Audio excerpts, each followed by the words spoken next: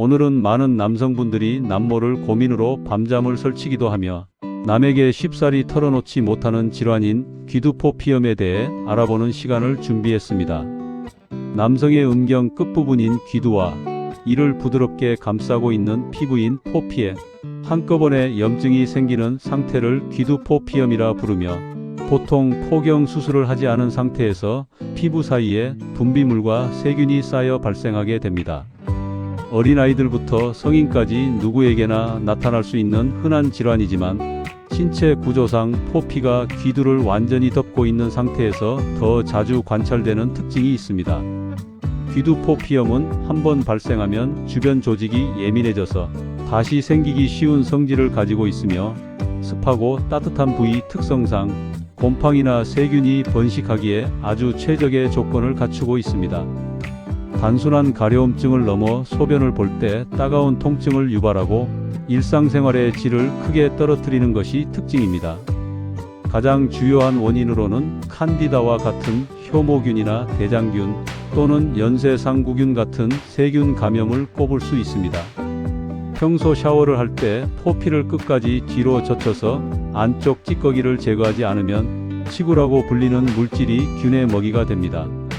너무 꽉 끼는 속옷을 입어서 하체가 압박되거나 통풍이 전혀 안 되는 경우에도 생기며 피부에 미세한 상처로 균이 침투하기도 합니다. 주요 증상은 우선 귀두 끝부분이 빨갛게 달아오르는 발적 현상이 나타나며 만졌을 때 화끈거리는 열감이 느껴집니다. 염증이 심해지면 노란색 혹은 흰색의 끈적한 분비물이 흘러나오게 되며 고름이나 농양이 형성되어 심한 악취가 납니다. 환부가 퉁퉁 부어올라 옷에 스치기만 해도 비명이 나올 정도의 통증을 느끼게 되며 요도 입구가 부어 소변 줄기가 가늘어지는 증상을 보입니다.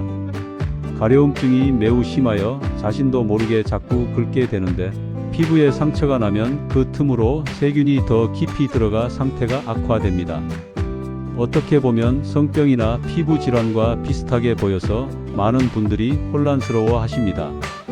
헤르페스라고 부르는 단순 포지는 작은 물집이 군집을 이루어 나타나지만 귀두포피염은 물집보다는 피부 전체가 붉게 부어오릅니다. 비누나 세정제 성분에 의한 알레르기성 접촉 피부염과도 구분이 어려우며 정확한 원인균을 파악하기 위해서는 병원 검사가 반드시 필요합니다.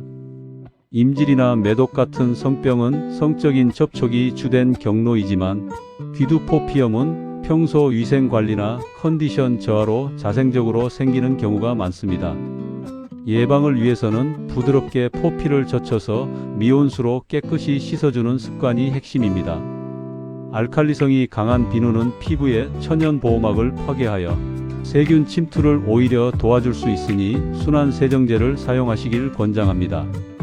씻고 난 이후에는 수건으로 톡톡 두드려 물기를 완전히 말려야 하며 눅눅한 상태에서 속옷을 입지 않도록 주의를 기울여야 합니다.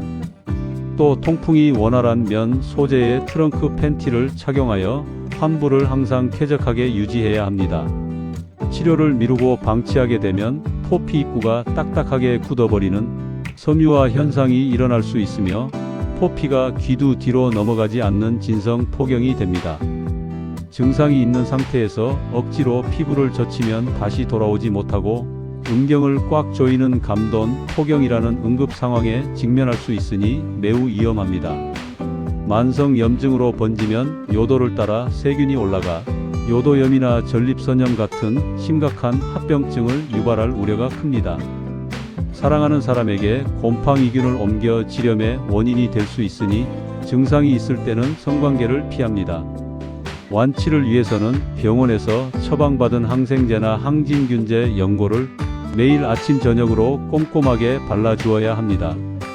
보통 3일에서 7일 정도 약을 사용하면 눈에 띄게 좋아지지만 임의로 중단하면 균이 다시 살아나 재발합니다. 증상이 사라졌더라도 의사가 정해준 기간만큼 약을 드시는 것이 완치에 좋습니다. 만약 1년에 3번 혹은 4번 이상 반복적으로 재발하여 고통받는다면 포경 수술을 통해 근본적인 원인을 제거합니다.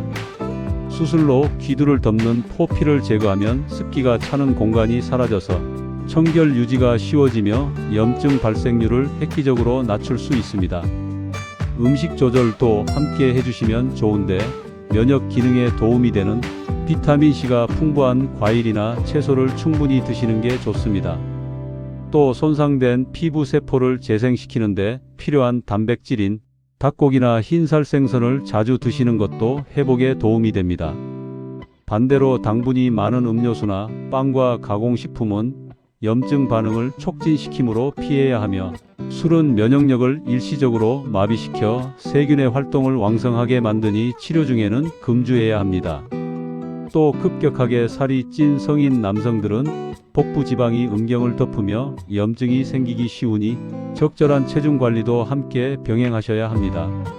너무 자주 씻는 것 또한 피부 건조를 유발하여 가려움증을 악화시킬 수 있으니 하루 1회 혹은 2회 정도만 씻는 것이 가장 적당합니다. 과거에는 단순히 위생 문제로만 치부되던 질환이 최근에는 스트레스와 연계된 자가면역 반응과도 관련이 있다는 연구 결과들이 발표되고 있습니다. 때문에 현대인들이 겪는 과도한 업무 환경이나 수면 부족이 우리 몸의 가장 약한 피부 조직인 포피에서부터 염증 반응을 일으키게 됩니다.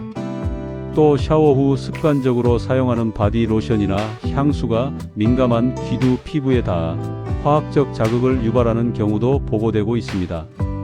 이런 미세한 자극들이 쌓여 피부 장벽을 무너뜨리면 평소라면 아무 문제 없었을 세균들이 급격히 번식하기 시작합니다. 특히 장시간 앉아서 근무하는 직장인이나 운전기사 분들은 하반신의 온도가 상승하며 균이 살기 좋은 고온다습한 환경이 조성되니 주의해야 합니다.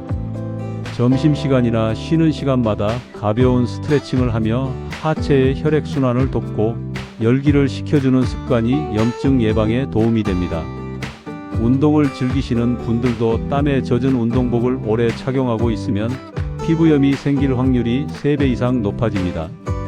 운동 직후에는 반드시 청결하게 세정한 뒤 완전히 건조된 새 옷으로 갈아입는 것이 건강한 피부를 유지하는 지름길이라 할 수 있습니다. 때로 약국에서 임의로 구입한 무좀 연고를 환부에 바르기도 하는데 매우 위험한 행동입니다. 강한 성분의 연고는 피부 괴사를 유발할 수도 있기 때문에 반드시 비뇨의학과를 방문하여 증상에 맞는 농도의 연고를 처방받아 사용해야 합니다. 만약 소변을 볼 때 피가 섞여 나오거나 통증이 골반 부위까지 이어진다면 단순 염증이 아닐 가능성이 매우 큽니다.